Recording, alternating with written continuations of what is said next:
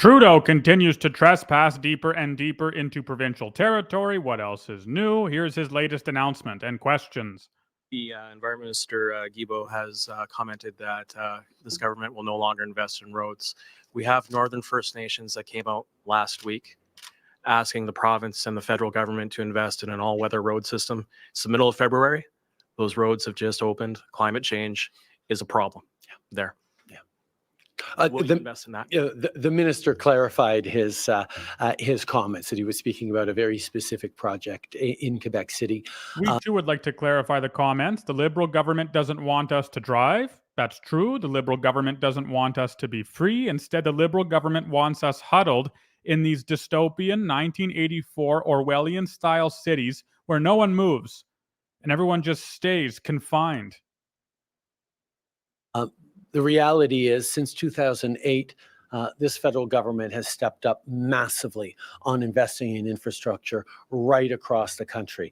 Here in Manitoba, where there's conversations about the need for new road infrastructure to replace, yes, the fact that ice roads are no longer as reliable or viable in a world impacted by climate change, whether it's talking about other infrastructure projects like, I know when I sit down with Wob later, we're going to talk about the North End wastewater plant. There's lots of things to do. The federal government's position on being there to invest in infrastructure that people need right across the country, whether that be roads or bridges or ports or community infrastructure or whatever. We will continue to be there in partnership. And it's a contrast, not just with the Conservative government that preceded us, but the Conservative Party in Ottawa right now that continues to stand against investments in infrastructure, against the kinds of investments that help communities, because all they're proposing is cutting the investments, including in infrastructure, that Canadians are relying on. We will continue to be there. So a few clarifications. First, it's not the federal government who invests, it's you who invests, and the federal government does it on your behalf after they first take your wealth. So the federal government isn't doing any investing. It's not their wealth they're investing, it's yours. And secondly, it's not for government to invest. Anytime government plunges its grubby hands into the market becomes distorted. Look at how well all of these investments are doing right now. The country is in a state of utopia and economic bliss. Yeah, right. If this is what government investing looks like, we don't want it. Trump has made it clear he's willing to walk away from NATO. That's raising concerns about what he'd do about NORAD. If the US were to withdraw, that would severely hinder Canada's territorial sovereignty. How concerned are you about that risk? Let's be first clear. Trudeau's already the risk with regards to territorial sovereignty. Look at what he's doing to the country right now. This is a man who years ago talked about how Canada could be the world's first post-national state. He is a radical who wants to see the borders in Canada eliminated. That's exactly how he's acting right now with his mass immigration policies. He's flooding the nation with new individuals who do not share the culture or the values of Canada, because Trudeau's goal is to see the world turned into one super state. Like, all we have to do is see exactly what he's doing in his day-to-day activities. He might say one thing, but by your actions, you will know them.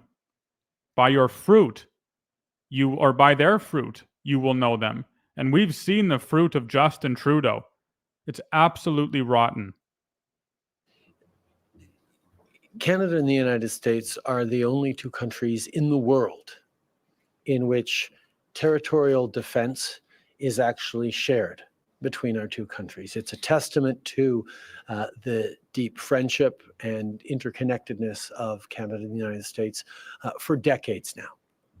We have worked together in NORAD to keep North America safe, and quite frankly, Canada has recently stepped up with tens of billions of dollars of investment committed to modernizing NORAD to better suit the challenges the world is facing right now.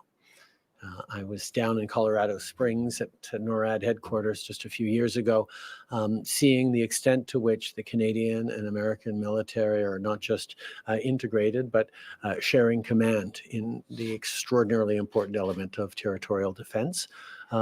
We are always going to be there to work with our American partners on protecting North America, and I am confident that that is something that is very much in the interest of all Americans as well.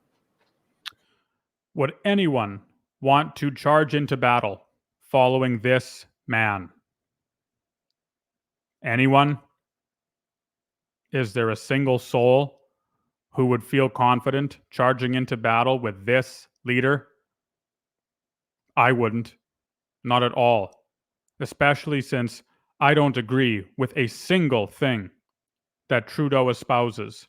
I do not believe for one moment he wants to save Canada or make it a better place for Canadians. I believe his motives are sinister, and I believe his actions are hideously unjust. I write about them in my new book, Kingdom of Cain. It's available now if you'd like to read it.